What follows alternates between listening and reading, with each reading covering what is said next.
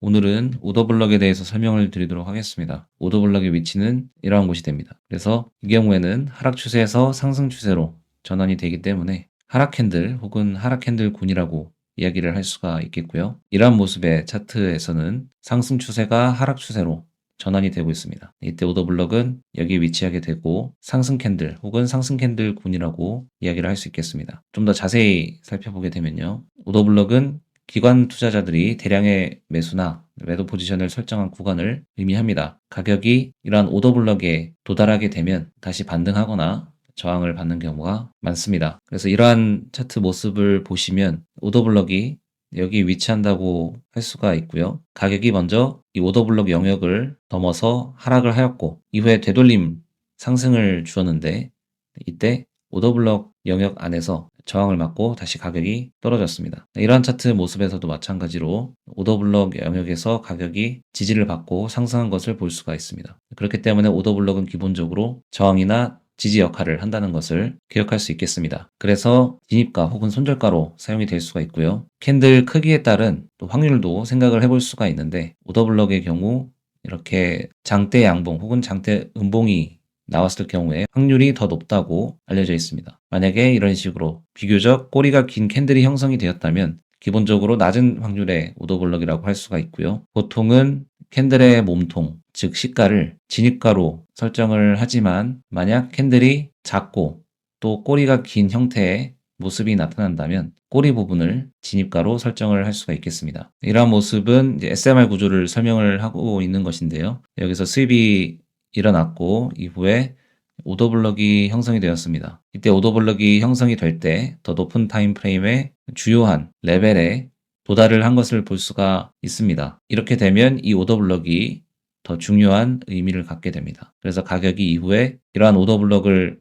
벗어나서 상승을 하였는데 되돌림을 줄 때 이러한 오더블럭 즉 시가에서 지지가 일어날 가능성이 높아집니다. 이러한 곳을 또 진입가로 설정을 할 수가 있겠습니다. 이것에 마침 또 FEG도 형성이 되어 있기 때문에 근거가 잘 중첩이 되어 있다고 이야기를 할 수 있겠습니다. 반대의 경우에도 마찬가지입니다. 상승 추세에서 하락 추세로 전환이 되었는데 이때 오더블럭이 더 높은 타임프레임의 주요 레벨에 도달을 하였습니다. 이렇게 터치를 하면서 가격이 반전되었음을 알려주는 강한 하락이 디스플레이스먼트 캔들이 나타났고 또 이후에 되돌림을 줄 때 오더블럭에서 저항이 나온 모습입니다. 오더블럭은 꼭 변곡점에서만 나타나는 것은 아니고 이처럼 가격이 한참 진행 중일 때에도 활용을 할 수가 있습니다. 상승 추세를 나타내고 있다고 가정을 해보시고요. 그 사이에 이런 오더블럭이 출현을 할 수가 있습니다. 여기서도 마찬가지로 FEG가 형성이 되었고 또 오더블럭 영역에서 가격이 지지를 받은 모습입니다. 이번에는 또 FEG 영역을 터치한 오더블럭에 대해서 이야기를 할 수가 있겠습니다. 오더블럭은 여기저기서 많이 나타나지만 특히 유심히 볼 수 있는 오더블럭 가운데 하나는 이런 식으로 FEG 영역을 터치한 이후에 형성이 되는 오더블럭입니다. 그래서 가격이 현재 장대 양봉을 형성을 하였는데 이후에 되돌림을 한 차례 줄 가능성이 있습니다. 그렇다면 이러한 오더블럭 영역에서 지지를 받고 상승할 가능성이 높습니다. 가격이 오더블럭을 터치하고 상승을 할지 혹은 오더블럭까지 도달하지 않고 상승을 할지는 알 수가 없습니다. 하지만 만약 가격이 오더블럭에 도달을 한다면 지지가 될 가능성이 높다는 것입니다. 이러한 횡보 구간에서도 우리가 오더블럭을 살펴볼 수가 있는데요. 상승 추세 가운데 이러한 조정의 모습이 나타날 수가 있습니다.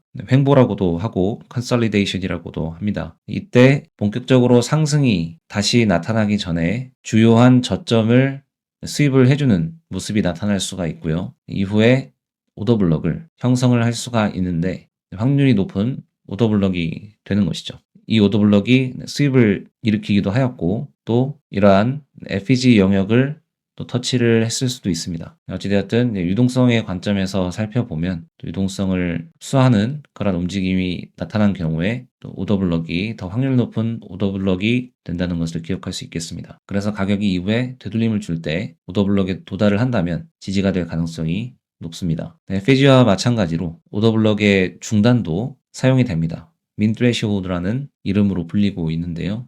오더블럭 캔들의 50%가 되는 지점을 의미합니다. 이때 몸통이 사용된다는 것을 기억할 수 있겠습니다.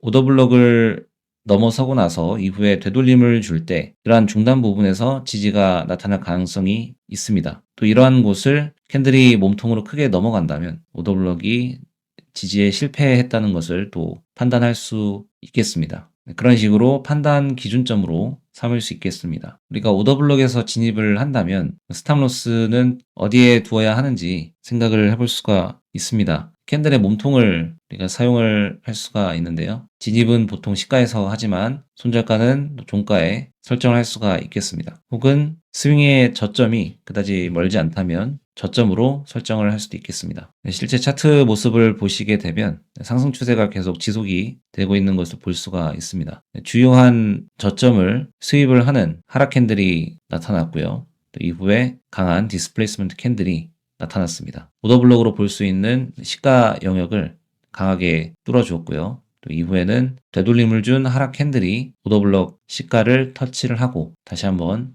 상승을 지속하였습니다. 이 부분이 횡보한 부분이라고 볼 수가 있겠고요. 상승 전에 오더블럭이 형성이 되었고 또 이 오더블럭은 주요한 저점을 수입을 하는 그러한 오더블럭이었습니다. 그래서 확률이 높은 오더블럭이었다고 이야기를 할 수 있겠습니다. 이런 디스플레이스먼트 캔들을 확인을 한 이후에 우리의 진입은 이런 오더블럭의 시가가 될 수 있겠습니다. 손절가는 이런 종가가 될 수 있겠고요. 혹은 스윙의 저점이 될 수 있겠습니다. 또 다른 예시를 보시면요. 조금 더 큰 관점에서 오더블럭을 확인을 할 수가 있는데요. SMR 구조로 생각할 수 있겠습니다.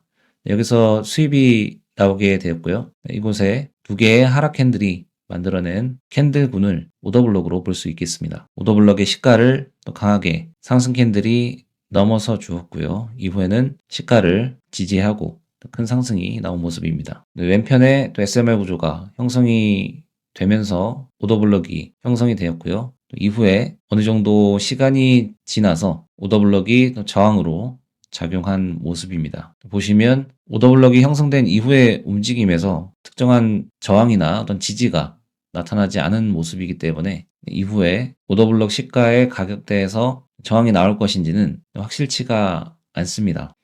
하지만 이 경우에는 가격 반응이 나오게 되었고요. 우리가 실제 매매를 할 때는 이렇게 하나의 근거만 가지고 진입할 수는 없고 근거의 중첩이 필요할 것입니다. FEG와 더불어서 오더블럭은 굉장히 차트에 많이 출연하는 요소이고 또 매매에서 굉장히 유용하게 사용될 수 있는 요소입니다. 그래서 다음 시간에는 실제 차트에서 어떻게 오더블럭을 찾을 수 있는지, 특히 확률 높은 오더블럭을 어떻게 찾을 수 있는지 설명드리도록 하겠습니다.